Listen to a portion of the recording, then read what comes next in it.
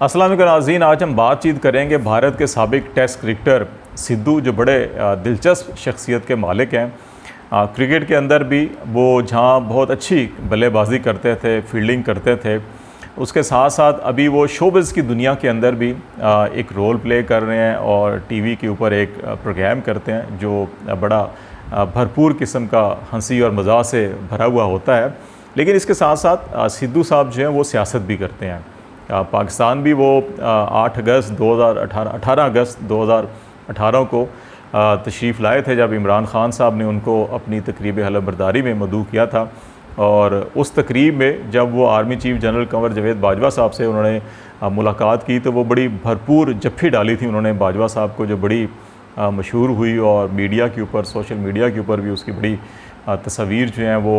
जारी हुई, शाया हुई और उनके ऊपर पाकिस्तान के अंदर भी और इंडिया के अंदर बिलखसूस बड़ा शोर मचा था, बड़े तबसरे हुए थे।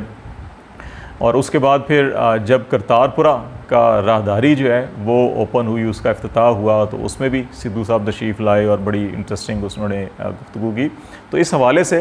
वो इंडिया में जहाँ पे शोबिज़ के अंदर, जहाँ पे स्पोर्ट्स के अंदर वो हमेशा ज़ेर बहस रहते हैं, वहाँ पे सियासत के अंदर भी वो ज़ेर बहस रहते हैं। 2004 में उन्होंने अमली सियासत में हिस्सा लिया और भारतीय जनता पार्टी, जो बीजेपी इस वक्त इक़्तिदार में है, इस पार्टी को उन्होंने ज्वाइन किया था और तकरीबन वो कोई 12-13 साल जो है इस पार्टी के साथ वाबस्ता रहे। पंजाब से वो जो उनकी असम्बली है उसके मेंबर भी मुंतखब होते रहे।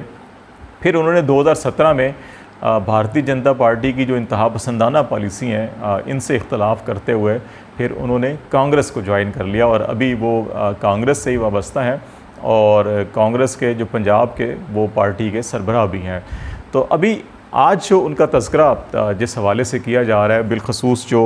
उनके एक एडवाइज़र हैं जिन्होंने रिसेंटली अपनी फ़ेसबुक के ऊपर एक स्टेटमेंट जारी किया और फिर उन्होंने डिफेंड भी किया उसको, मलविंदर सिंह माली उनका नाम है, और उन्होंने कश्मीर के हवाले से बात की। और बिलखसूस जब से ये कश्मीर के अंदर मज़ालिम बढ़ रहे हैं, बुनियादी इंसानी हकूक़ मुअत्तल हैं वहाँ पे ऊपर, और जो अगस्त 2019 में ख़ास तौर के ऊपर जो 5 अगस्त 2019 से कश्मीर की जो एक खसूसी हैसियत थी इंडियन कॉन्स्टिट्यूशन के तहत उसको ख़त्म किया गया था, तो उसके बाद मुख्तलिफ़ सियासी जमातों ने, कश्मीर के अंदर सियासी क़यादत ने बड़ा एहतजाज किया था। और अभी भी इसके अंदर वो सियासी जमातें भी जो दिल्ली सरकार की जो है कठपुतली समझी जाती हैं, उन्होंने भी इस फ़ैसले की मुखालफत की। नरेंद्र मोदी साहब ने अभी हाल ही में जो ऑल पार्टी कॉन्फ्रेंस का एक ड्रामा करने की कोशिश की, तो उसके अंदर भी महबूबा मुफ्ती हों या फ़ारूक अब्दुल्ला हों या बाकी सियासी कायदीन हों, उन्होंने पब्लिकली भी नरेंद्र मोदी और उनकी हुकूमत के इस फ़ैसले की जो है मुखालफत की थी और कहा था कि जितना जल्द मुमकिन हो सके फ़ौरी तौर के ऊपर जो कश्मीर की खसूसी हैसियत है उसको बहाल किया जाए। तो जो मलविंदर सिंह माली हैं उन्होंने अभी रिसेंटली जो कश्मीर के हवाले से बातचीत की, उसमें उन्होंने ये कहा कि कश्मीर की जो नीम खुद मुख्तार हैसियत ख़त्म की गई है अभी जो अगस्त 2019 में, इसको उन्होंने एक तो बिल्कुल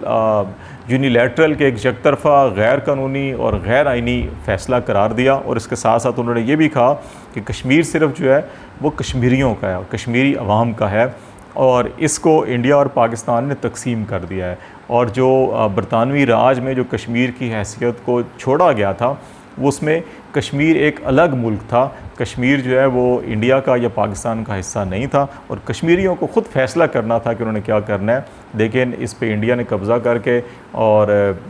फिर बाद में पाकिस्तान की तरफ से भी जो है कि वहाँ से कबायली आए और वो जो लड़ाई हुई तो उन्होंने उसको भी पाकिस्तान का कब्ज़ा करार दिया और कहा कि इसको तकसीम कर दिया गया, जैसे आज़ाद जम्मू कश्मीर है और फिर उधर जो है मकबूजा कश्मीर है।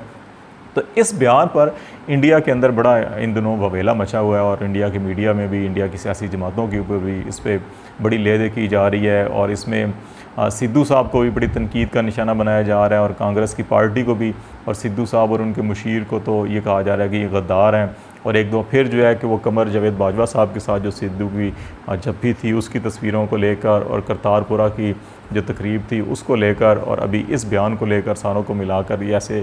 तासुर दिया जा रहा है कि जैसे सिद्धू साहब जो है कि वो इंडिया से बगावत कर रहे हैं, गद्दारी कर रहे हैं, और कांग्रेस जो है कि वो गद्दारी कर रही है और पाकिस्तान की हमनुमा या पाकिस्तान की हम ज़बान है।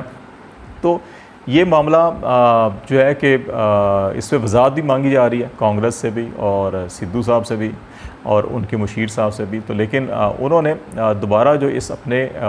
राय को डिफेंड किया और कहा कि अगर एक लम्हे के लिए हम भारतीय जनता पार्टी की या उस सोच की इस बात को तस्लीम भी कर लें कि जी अच्छा जी कश्मीर जो है वो इंडिया का अटूट अंग है, तो अगर ये अटूट अंग है तो फिर ये जो 5 अगस्त 2019 से पहले इंडिया के अपने कॉन्स्टिट्यूशन के अंदर 370 और 35A की जो आर्टिकल्स थे उसके तहत जो कश्मीर को एक ख़ुद मुख्तार और एक खसूसी हैसियत जो दी गई थी, अगर ये इंडिया का अटूट अंग था तो फिर ये 2 आर्टिकल्स शामिल करके कश्मीर को क्यों खसूसी हैसियत दी गई, ये उन्होंने क्वेश्चन रेज़ किया और कहा कि जो उस वक़्त के महाराजा थे उसके साथ जो एग्रीमेंट हुआ था ज़रा उसकी भी ओरिजिनल एग्रीमेंट की डिटेल जो है वो सामने लाई जाएँ ताकि फिर आवाम को पता चले कि असल हक़ाइक़ क्या थे और हक़ाइक़ को कैसे मस्क किया जा रहा है। तो ये मामला जो है कि इंडिया के अंदर इस वक्त बड़ा ज़ेर बहस चल रहा है। मेरा ख़्याल है कि सिद्धू साहब और उनके जो मुशीर हैं उन्होंने जो गुफ्तगू किया वो हकीकत पर मबनी है। हमें इस बात पे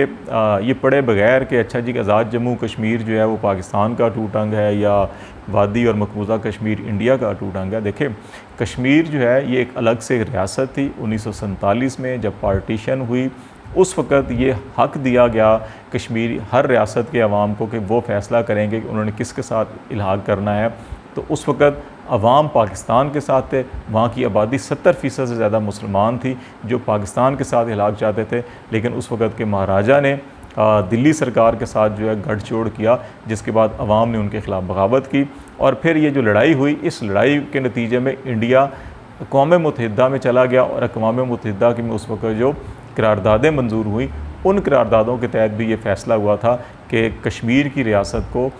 फ़ौजों से पाक किया जाएगा और उसके बाद यहाँ पे राय शुमारी करवाई जाएगी और उस राय शुमारी के तहत कश्मीरी अवाम फ़ैसला करेंगे कि उन्होंने अपना मुस्तकबिल कैसे और किसके साथ गुजारना है। अगर इस सारी सूरत हाल को देखा जाए तो ये सिद्धू साहब का या उनके मुशीर का ये जो बयान है कि कश्मीर एक अलग मुल्क है या कश्मीर सिर्फ़ कश्मीरियों का है और वो उन्होंने फ़ैसला करना है कि वो क्या करना है, ये तो अक़वाम मुत्तहिदा की करारदादों में मौजूद है और इंडिया ख़ुद वहाँ लेकर गया था और इंडिया ने ख़ुद इन करारदादों को तस्लीम भी किया था और कहा था कि इस पर अमल दरामद किया जाए। लेकिन बदकिस्मती से 70 साल गुजरने के बाद भी उन करारदादों पर अमल दरामद नहीं हो सका। तो मेरा ख़्याल है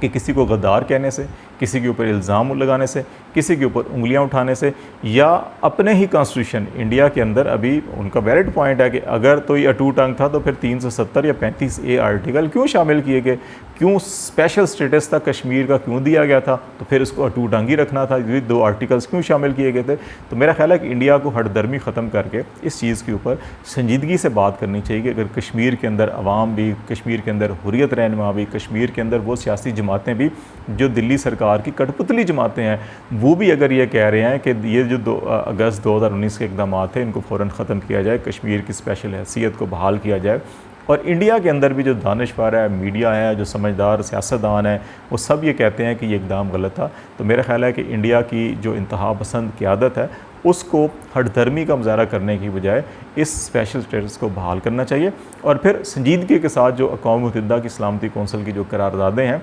उनके ऊपर अमल दरामद के हवाले से पाकिस्तान ने 4 नुकाती फार्मूला भी पेश किया था। उनके अंदर भी रियासत कश्मीर को फ़ौजों से पाक करना और फिर उसके बाद जो है कि माहौल क्रिएट करना, कश्मीरी क़यादत को मुज़ाकरात में शामिल करना और फिर मुस्तकबिल में राय शुमारी के लिए राय हमवार करना या मुस्तकबिल के हल के लिए जो है कि रास्ता निकालना, ये सारी चीज़ें शामिल हैं। तो मेरा ख़्याल है कि इसके ऊपर इंडियन क़यादत को गद्दारी के लेबल लगाने की बजाय, पाकिस्तान पर इल्ज़ाम तराशी करने की बजाय मामले को संजीदगी से लेकर अक़वाम मुत्तहिदा की करारदादों के मुताबिक इस मामले को बैठ कर हल करना चाहिए। इससे बेशुमार सियासी और बेशुमार जो तनाज़ात हैं वो ख़त्म हो जाएंगे और ये बार बार कभी दहशतगर्दी, कभी इंतहा पसंदी, कभी कुछ इल्ज़ामात होते हैं, मामलात होते हैं, ये भी ख़त्म हो जाएंगे और दोनों ममालिक के दरमियान तल्लुकात भी नॉर्मल हो जाएंगे, तिजारत भी बढ़ेगी, ताउन भी बढ़ेगा और मेरे ख्याल है अमन और पायदार जो तरक्की है उसकी राहें भी हमवार होंगी और ये दोनों ममालिक के लिए बेहतर है कि इल्ज़ाम तराशी या गद्दारी के लेबल लगाने के बजाय बातचीत को प्रमोट किया जाए।